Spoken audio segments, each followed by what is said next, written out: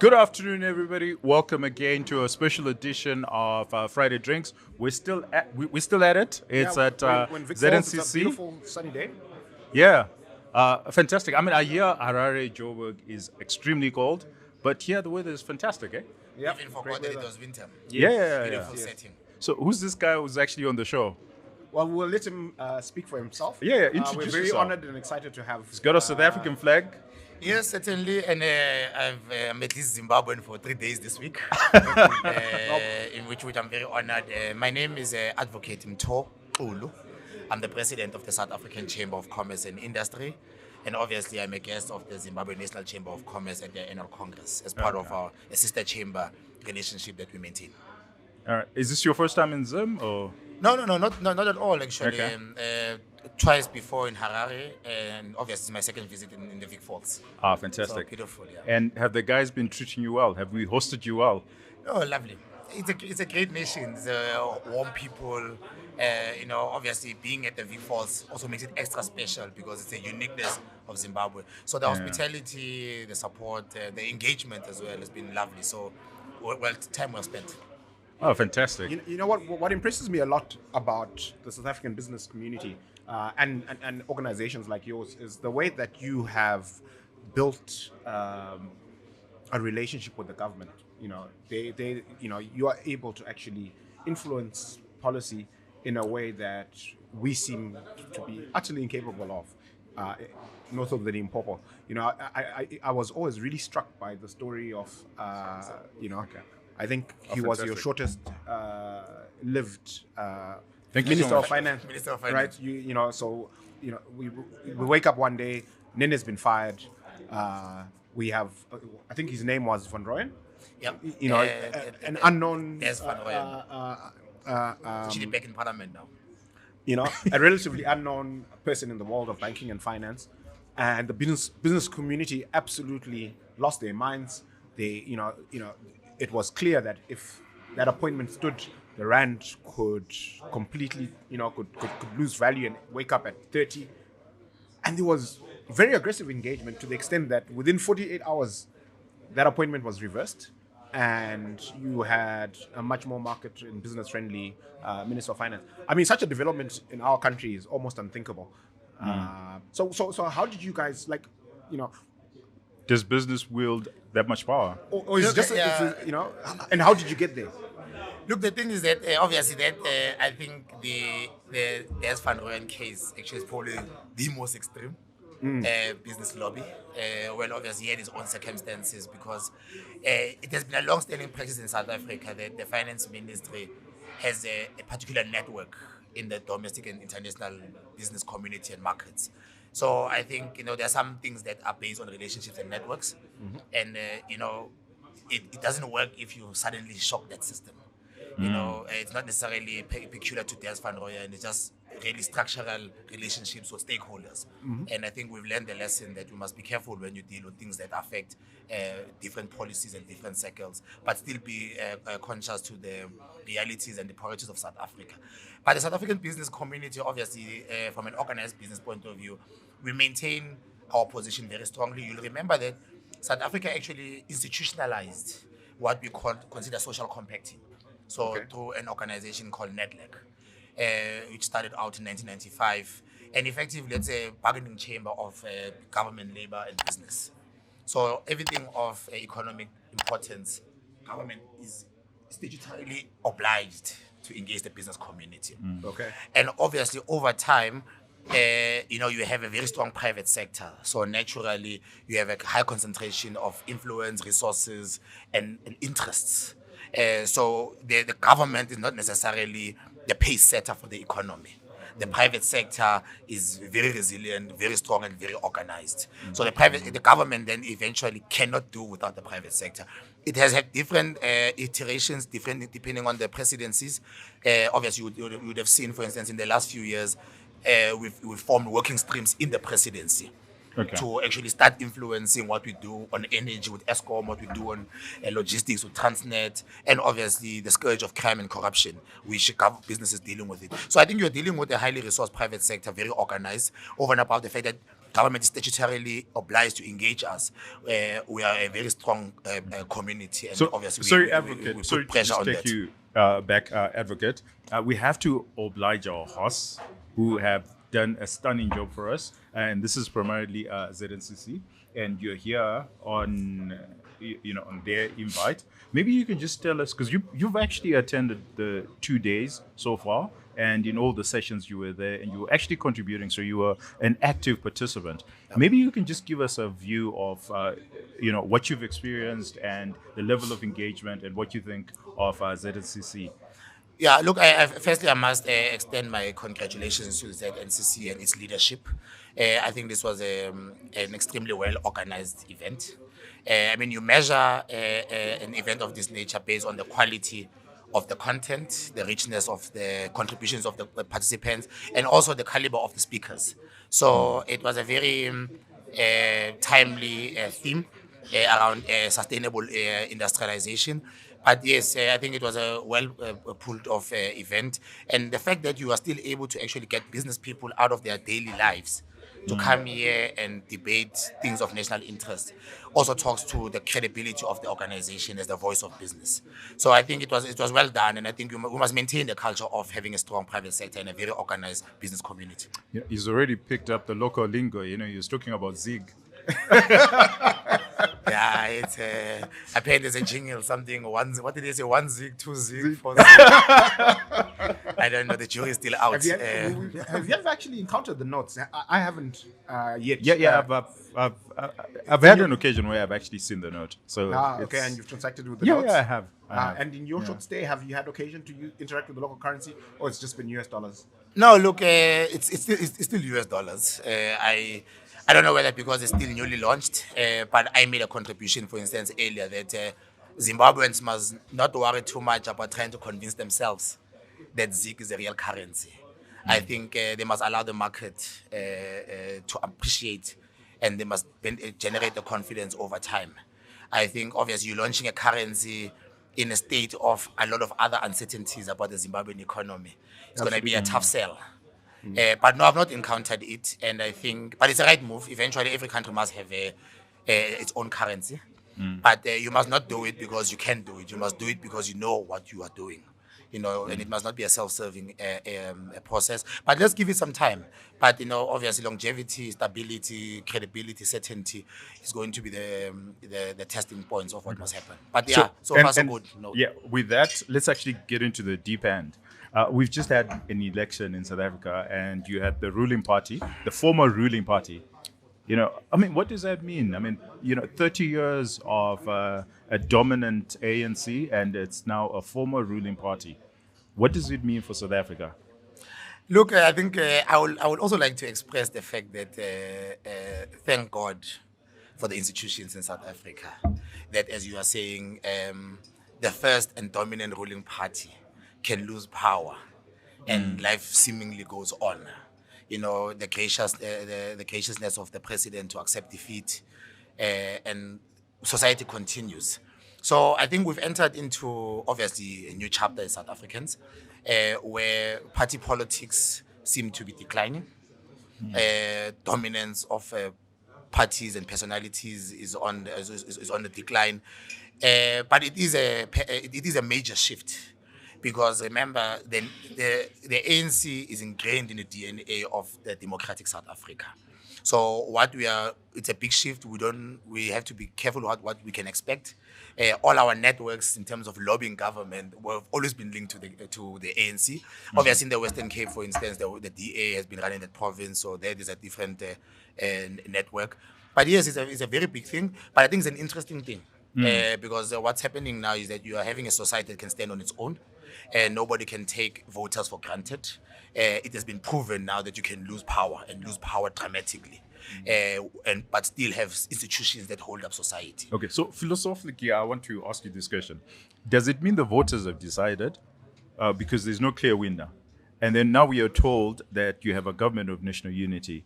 But it's not like the people voted for a government of national unity. They voted whether it's DA, MK, EFF, or ANC. There's a disagreement there. So why are we creating this creature called the government of national unity or coalition or whatever it is? Yeah, and I Is mean, you can just from a philosophical perspective, because you're an advocate, so I know that you've Yeah, really looked at this. Look, obviously, the result is the result. Yes, the electorate has expressed themselves in a way that doesn't give a clear mandate to one political party. I think the ANC initiated the government of national unity to create a safe landing for itself. It was not in a position to have a pure left-leaning or right-leaning coalition. So it had to create something that is workable and still obviously responds to its nature as a broad church. Because remember, there are deep-seated interests in the ANC that are left or right or center. So no one dimension was ever going to work for the ANC. So I think the ANC was hoping that the government of national unity will spark a conversation to create some sort of a broad church and keep them in government. Because obviously the ANC then took a resolution that 40% of the voters still want us to lead. And we are still the biggest party. So let's find something that we think can work and still maintain the interest groups within the organization. It's obviously showing some signs of challenges, but I don't think South Africans voted for a GNU. I think the ANC is trying to provide leadership by creating the GNU. So I'm going to make the assumption, and feel free to correct me if I'm wrong, that because you're a creature of business, you probably philosophically are about or in favor of free market capitalism. And if we look at the history of South Africa and much of Africa actually, and the liberation movements, they tended to be sponsored by the left.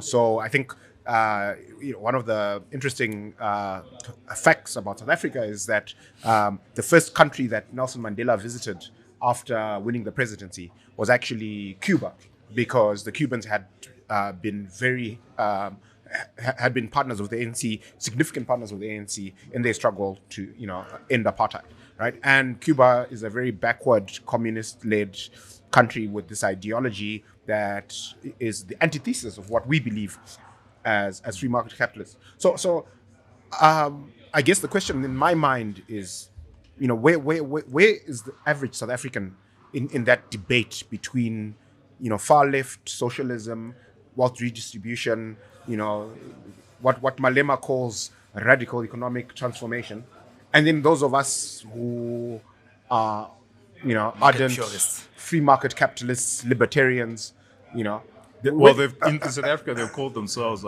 constitutionalists. All sorts of things. Look, I think the average South African finds themselves, and that's I think the unique nature, I guess, of South Africans, not necessarily the political parties, is that South Africans are primarily calling for an inclusive economy.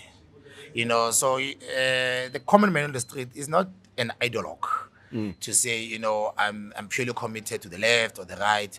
They just want an economy that is inclusive, where you have a state that functions and a private sector that rewards initiative and effort.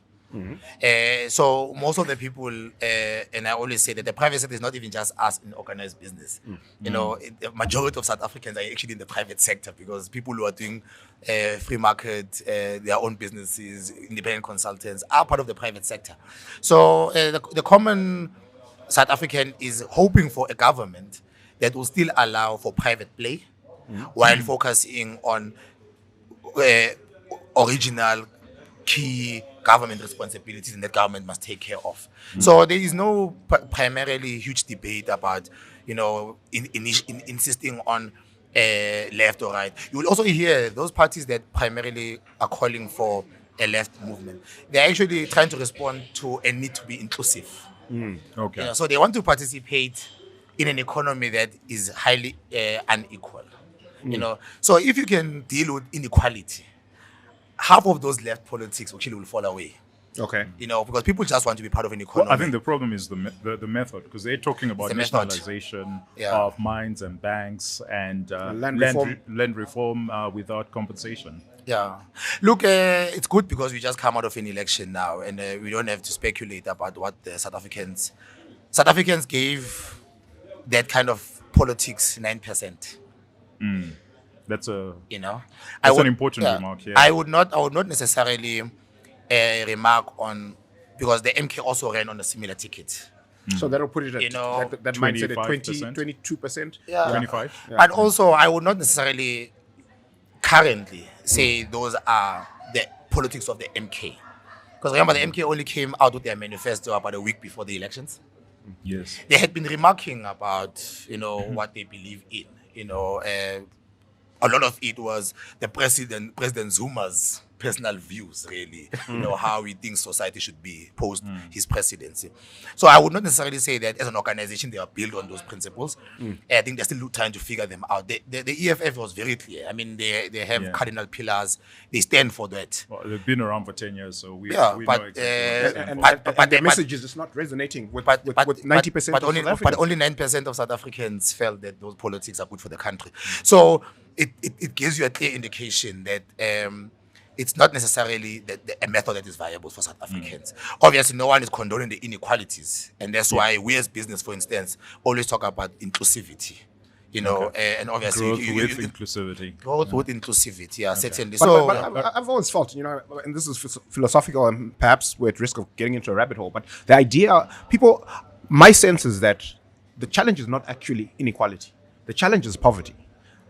There's always going to be inequality in society, so much as we are born different. We have different personality types. We have different talents. You know what gifts. the anecdote is? The person who understands inequality is an ugly girl. Okay. No, please, man, share some love for those girls as well. Look, you are right, because in South Africa, actually, you will understand that in public policy, our battle is against inequality, poverty, and unemployment. Yeah. So those are the three evils that are plaguing our society. So you are right. Inequality is part of it. It's a third of our problems economically, but definitely poverty and unemployment. They are all interrelated, and they may be caused by similar things.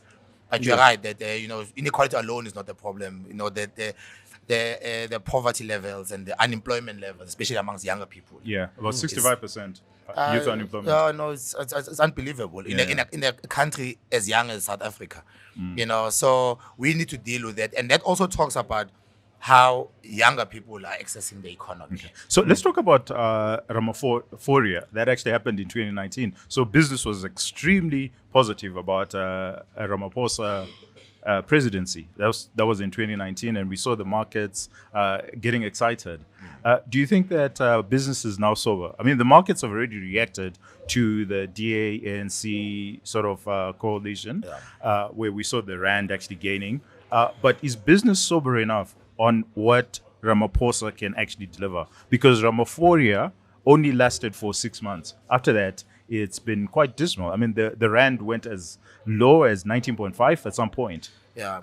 Look, I think I always say that was, the best good faith you'll ever get in life. Effectively, South Africans gave President Ramaphosa a blank check.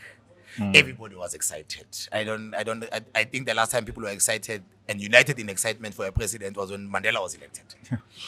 And obviously, I think we squandered that favor because of lack of timeous decision making and sustained implementation on the things that was supposed to happen. And by the time COVID came, it just sank that Ramaphoria story. So business is more conscious now, because you'll remember that about a year ago, when things were just falling apart on the side of the state-owned enterprises, business got back in and created this work stream to, reignite the economy. Following the fact that even beyond COVID, we created an economic recovery plan that was also not properly implemented. So business jumped in, and business continues to appreciate the relationship with President, because at least he's open to working with the private sector. Structurally, it is known to be a poor private sector president. Yes, with a net worth of 450 million, I would expect. So there's no illusion anymore. There's no Ramaphoria left in the relationship. I think now it's very structured. Okay. It's target based, and I think for as long as he's cooperating with the private sector, I think you'll enjoy the support. Do you of think the business. DA will make the difference? I mean, whatever positions they're negotiating. I mean, right now we hear all sorts of things coming out. But do you think if they get what they want, do you think they can make the difference in the next 5 years? Look, we are just business people, you know. We are not partisan, and we believe that all politicians have the same DNA or the same structure, because the DA is in government, and it was in government before the elections in metros, local municipalities, as well as provincial government in the Western Cape. And the problems of South Africa are also found in areas where they govern. You know, if you've been to Cape Town, you'll know the inequalities there, for instance. So I don't think just their natural entrance into the space will change anything. I think you need to, anybody, whoever is elected, needs to work on the primary causes of what has got South Africa where it is. And what do you think is the primary cause? I mean, let's get away from the inequality and everything, but the structural problems of the South African economy. I mean, there was a report that came out about a month ago or so where, you know, the Cape Town port was the worst in the world. Yeah. Right? You've got Transnet that's just actually not working at all. You've got public service that's not delivering. You've got cadre deployment that's come out as a big issue in South Africa. Can you change the structural problems? Well, look, that's what we are pushing for. I mean, we talk about structural reforms in broad sense, but that's exactly what it is. So I will start off, for instance, with the fact that most businesses in South Africa are single location businesses that are based in one town or the other. And the collapse of local government has also actually been part of the problems of that was stifling SMEs. So you need a structural policy intervention on how municipalities are funded and staffed. You know, it's a problem of lack of resources, lack of skilled personnel, and political interference. So that is one thing that we definitely want to do. And what that will probably also do is to get back to a state where South Africa was, where you had very functional local economies. Because local economies, if every town and city can function successfully, you mitigate the need for migration into the three major centers. So the collapse of local government is also a very big problem. The energy issue, security and affordability, is one thing that obviously we are also pushing for. From a structural point of view, to say, let us keep Eskom as a going concern for a public good, but also allow for multiplayer situation where you can generate for industry and for consumers. And I think we believe that will help us in terms of having multiple sources and obviously creating stability and ultimately affordability of that. So there are things that structurally we are working on. Obviously, the Transnet issue. Look, the report on the ports. The CEO of Transnet has come out to say it's not factual. Okay. Transnet is actually one of our members, so I'm not defending them. They've had big problems last year with delays in the ports. They still have major problems now with rail. You know, there's a port in the Richards Bay called the Richards Bay Coal Terminal, which is designed to export 91 million tons of coal. But this year's forecast is that it will only do 40 million. Yeah. And that is linked to Transnet. So our rail logistics is a problem, and obviously the fact that it forces us onto the roads with trucks, it has its own consequences. So we're private sector. I mean, in the interest of time, I won't go through all of them, but we have a lot of structural things that need to be done to change the shape of. Is there political will? I guess that's what we're trying to ask. Is there political will to make those changes now that you have a government of national unity? Up to this point, at national government, we see the political will. Okay. So, for instance, I want to make the point again. There is what is called 3 work streams that are populated by government and business leaders, focusing on energy, logistics, and crime and corruption, or fighting crime and corruption. So there is political will because those engagements are on an ongoing basis in the presidency. I think what we lack in South Africa is that you have a very powerful provincial and local structures of politics. So that political will that the president might want to display at national level may not necessarily be shared by a local mayor who is also very powerful in his own town. So the political will differs depending on who you are talking to. But and that's what you would expect, that in this administration, the president needs to crack the whip in terms of what happens in the presidency and how it cascades down to the actual man on the street, because the political will does differ depending on which minister or which level of government you are talking to. Okay. So Well, go ahead. Yeah, I just wanted to get a perspective from you, because in your own right, you're an entrepreneur. You're involved in investing in businesses and running and managing them. And me and Tinashe, we live and work here, and we're thinking about and talking about what's happening here all the time. And I suspect that gives us, a particularly jaundiced view of everything that's happening here. And sometimes somebody who lives in a different part of the world sees things much more clearly, than we do. So from the couple of days that you spent here, and I suppose before you came through, you did a bunch of homework about what's happening in Zim and what the issues are. Are you optimistic about Zim over the next few years? Are you going to go back to Joburg and get your friends to put some money in a fund to come and invest here? And if the answer is no, what changes do you need to see us make here to make us more attractive as an investment destination? Look, as an entrepreneur, I'm optimistic about Zim. I personally have very strong interest to actually expand some of my operations into Zimbabwe, because it's a very easy place to operate as a South African. The culture is similar. A lot of the whole architecture of Zimbabwe resembles South Africa. So I think it is a good place to be. Obviously, when you talk about natural resources, skilled people, and other variables, you're in a good place. This is a good place to be.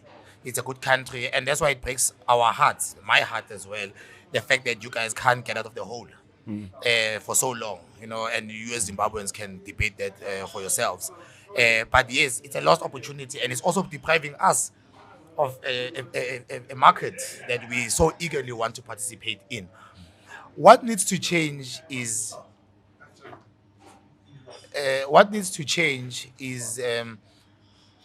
it all stands on leadership and transparency. There is something that we need to deal with in Zimbabwe on perception or real, on the concentration of power, and how that concentration seemingly can easily be corrupted. So what it creates an impression that if you want to operate in Zimbabwe, you must be aligned with the ruling elite. Okay. So you have a very powerful elite and a highly impoverished population. So if we can deal with the leadership that is able to equalize society and deal with the perception or the reality that there's a concentration of power and business almost has to be aligned to a ruling elite to thrive in Zimbabwe. If we can deal with that, it will be helpful. Because I want to come to Victoria Falls and run the business and service the market that responds to my product without having to worry about someone knocking on my door and saying, if you're not with us, then you can't thrive. So I think if we deal with the leadership, openness, transparency, and remove a perception of this concentration, I think it will be a good start. Yeah. So in the interest of time, we've actually run out of time, but I think that it would be remiss if we don't discuss one important thing. 20 years ago, China came into Africa, right? 20 years ago, the rand was probably at 5-6. South Africa was awash with cash. These were the Mbeki years. South Africa could have taken over Africa. They could have gone beyond Limpopo and gone not just in Zim, but right across in Nigeria, Egypt, everywhere. They're the capital. They're the entrepreneurs, but they didn't. And they're the president. And they're the president to do so, who was actually Pan-African. Yeah. And they allowed China to occupy that space. So now, what I want to understand from you, because you sit at the apex of business association, is 20 years later, you still have the capital, but is the adventurism there? Are South African business looking across Africa and saying, maybe that's where we can get a growth for our business? Look, it's a very good point. South Africans, I believe, are not really taking advantage of the continent and fully appreciating our role that we can play on the continent. And maybe it's because there's enough business in South Africa, you know. Maybe guys are saying, well, look, I'm making my numbers here. You know, why must I risk it? But also, I think there is some level of ignorance about how you can actually grow and how well you can do on the continent if you cooperate. But imagine if Americans were to do the same. That, I think we're making enough. I mean, South Africa is what, a $400 billion economy, but Americans tiny. are, Americans is a, $20 trillion business, but they never think it's enough. Yeah. Elon Musk is not sleeping because he thinks it's not enough. No, but you're right. You need the adventurism, which I don't think we have sufficient of it in South Africa. Okay. I mean, I'm because the problem is that some guys maybe are too comfortable in a small place, but yes, the continent is where all our numbers are going to come from. And I continuously encourage South Africans to say, look beyond the Limpopo and do more on the continent. But they certainly very low levels of adventurism, So, which we must encourage. what do we need to do as a continent? Sorry, that's the last one. What do we need to do as a continent when we come to capital markets in South Africa? What are they looking for? Maybe there's an entrepreneur who's looking for money or who's looking for partnerships with South African businesses. What do they need to do? Well, look, We need to brush our teeth. no, look. I don't mean literally. I mean, No, look, look. You are welcome in South Africa. I think obviously the listing option is still a good option. The JSE has created a lot of other products that also appeal to different types of businesses. So I think the listing market is still a good market. We have a growing private sector a market that is very entrepreneurial. So I think if you are focusing on core industries, you will survive in South Africa. Obviously we are a services company, but I think if you can bring products that are linked to our core and our priority sectors, that's where you should be. And generally you are safe in South Africa. I don't think you have to do much. You just need to come. The markets are there. The finances are there. The banks are very stable, and all of them claim to be entrepreneurial. So I think we'll encourage anybody who wants to come. It's not a difficult market to operate in. Advocate, thank you so much. This was wonderful. And you still have, the evening tonight. And I'm sure you will have a great time again. I know that yesterday you had a good time. night, a good time. Yeah. But thank you so much for, I'm in for Zimbabwe, doing this. so it's always a good time. Yeah, absolutely. Thank you very much for doing this. And to our audience, keep the conversation going. Let's discuss South Africa is an important trading partner for Zimbabwe, but also South Africans should also look towards the continent and the opportunities available. Otherwise, Yeah. Thank you so much for doing this. And, Thank you very much. Thank you very much. Thanks to the audience. the next time you're in Harare, give us a shout and we will show you a good time. Well, I'm in Harare in end of July for the SADC Industrialization Week. So Okay. I'm definitely going to call you. Please prepare the good times. Yes, Yes. for sure. Great. Yeah.